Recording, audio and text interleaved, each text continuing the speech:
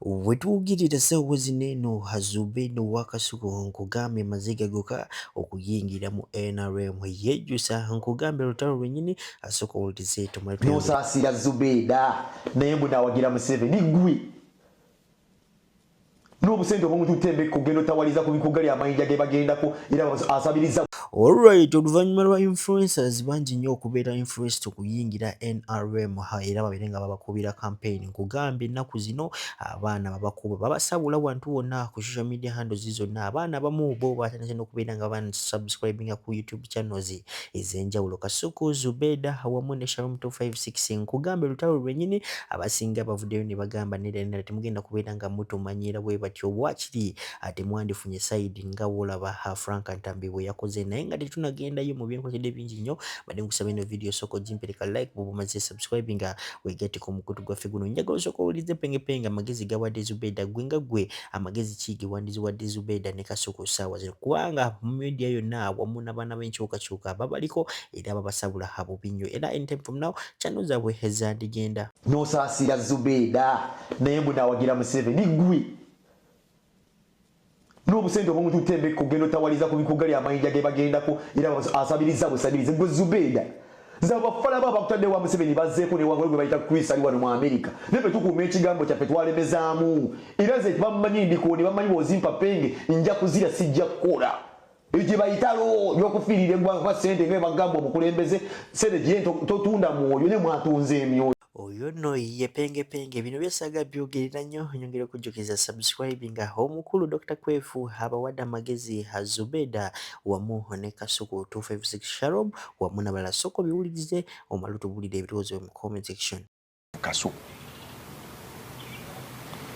ekyo mark my words kyobola bwe nali nkolereka ku Twitter nayoga Kasuku was used for publicity.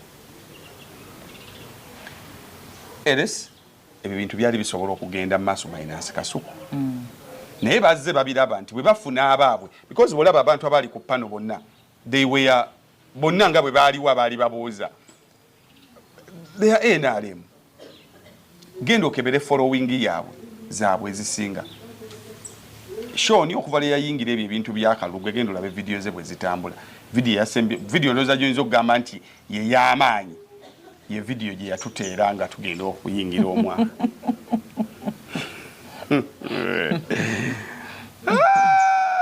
bakakabira oyisegedde ebisigadde they don't get views ngera bwolaba bino ebintu ebyo balimu bifuna views 2 views 10 views so abaana bonna abali ku trail ba TikTok baani they do not have visibility tibakyalina kye bagattako but ekikyababeezezaayo not to go back to the opposition because ababana basinga bali kutwera bona bali opposition era bo bazene bali bakugamba mbogera n'okwogera nalabyeko ko olutalo we bamala okulonda Bakasuku there's a team eyagamba fetubaddewo fetu ava ku gundi ate era nga nabawuliranga n'eri side fetu ava ku opposition nabo ne bawoninga bano bagenda bakozesa kye batukoze ngamba babaza ku lisiti kati ekyokubakozesa ne bakivaako so yali gundi nti bayagala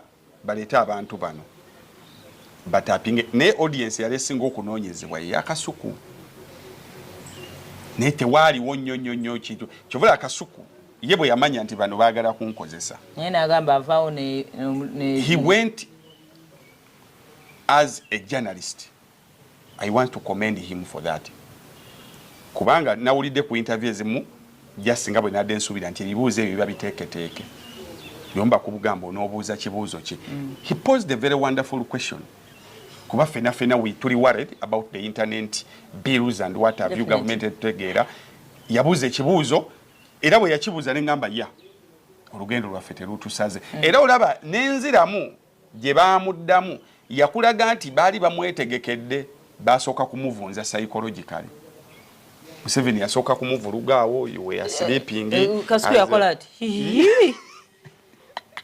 bali abasigadde era mayero debate sigata yali between president and yani badamu damusawo musajja the Kasuku you know naye wali it was a one man show ng'oteekayo ekibuuzo kyo byonna byakuzzeemu. I saw Ugandans complaining of these influencers who went to the State House. Ugandans, you who's complaining, you are the one who doesn't know the meaning of someone being an influencer.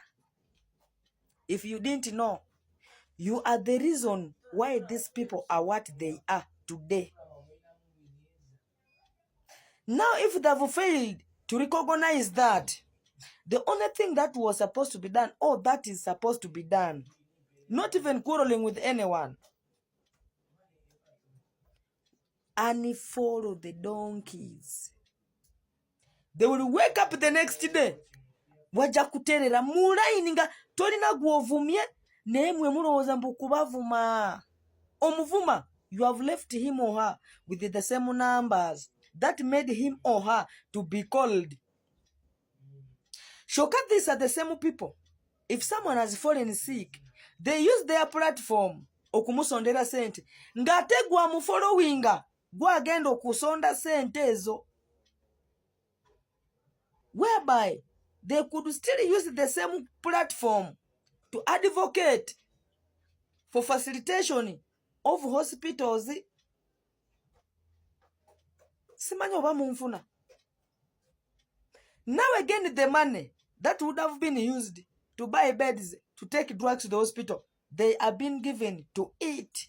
For them to keep quiet as you continue using their platform for kusondering sente. Now the question is, the day that those who are mu kusondera kati happens to fall sick, who will kusonda sente? Ani anasonda sente wetunatuka maaso eyo nga bali mu kusondera kati be balwadde betaaga obuyambi. Oli awo oyomba, oli abo bavuma. You have still left them with their simanyi 2 million followers, 5 million followers. You even go to their pages, you watch the videos. Bana Uganda, if you don't know the meaning of internet use, Museveni ma chudubani internet agamazima. Murabe kwa dense endala. Someone just utters a statement. The next day, ngaba followers tabali nga all the followers have gone. That is knowing your self-worth, you as a follower. Nze wenteka yo video yange no gano ko likinga, no gano commentinga, no gano repostinga. Are you aware that it will not move? Are you aware that it will not make no sense? Are you people aware that you are the reason of us being what we are? Chechi kuvumia kasuku. Why are you abusing Sheila Price? Era Ugandans, if you don't change your mindset, liberation begins from the mindset. If you want freedom, twetaga unity is the only way to ultimate freedom. Nene muda mukubavuma, olinga chino. Are you aware that all those people on the cyber following, naye, their content come to my For You page. Kati, guaraba kati, you mean all of you are following me? You mean they would have been called if they had 100 followers?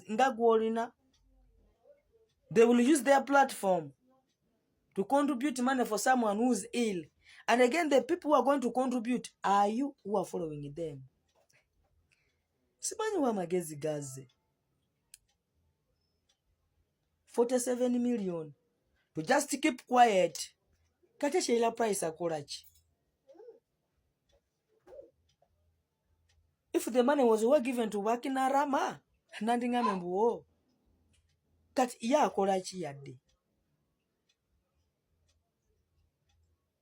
Ake kono ka Tanzania abalumya mitwe wano munsi yamwe. Ate ne mudamu kumuvuma instead of unfollowing the donkey. Tugenze mu deep politics. Franka Ntambi.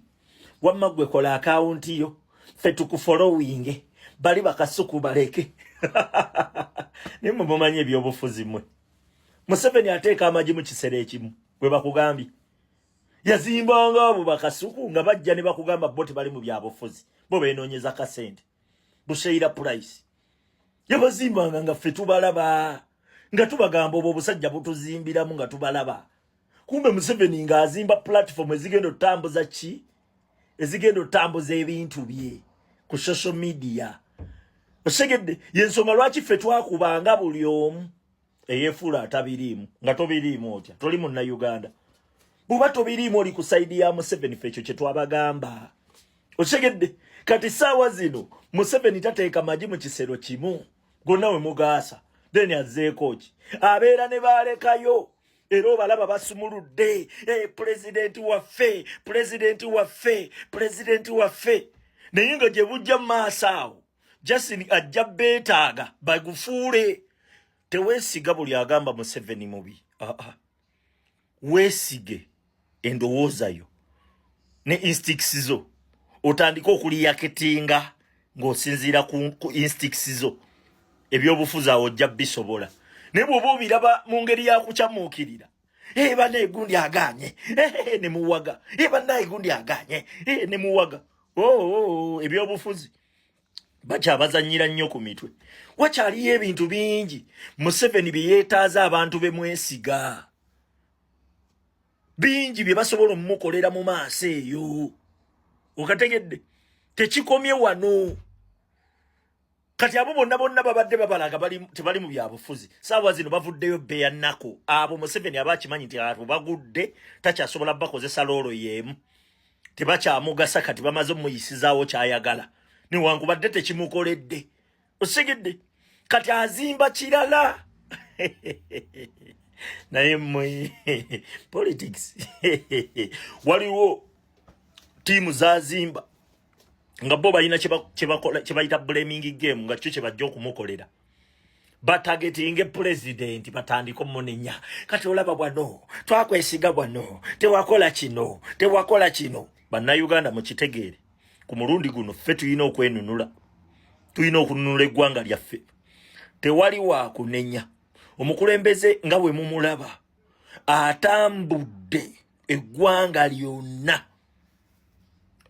asinze ne ku sayansi omuntu omulamu eyo engeri gy'abadde atambulamu buli lunaku kugenda ggwanga ku ggwanga ku Uganda nga bwe mugimanyi ey'ebinnya bwe bumikola biti wali otambuddeko olugendo olwa mayiro nga 6 ku 7 oba 8 ogenda otuuka eri ng'okooye oyagala kuwummula omusajja atambudde mayiro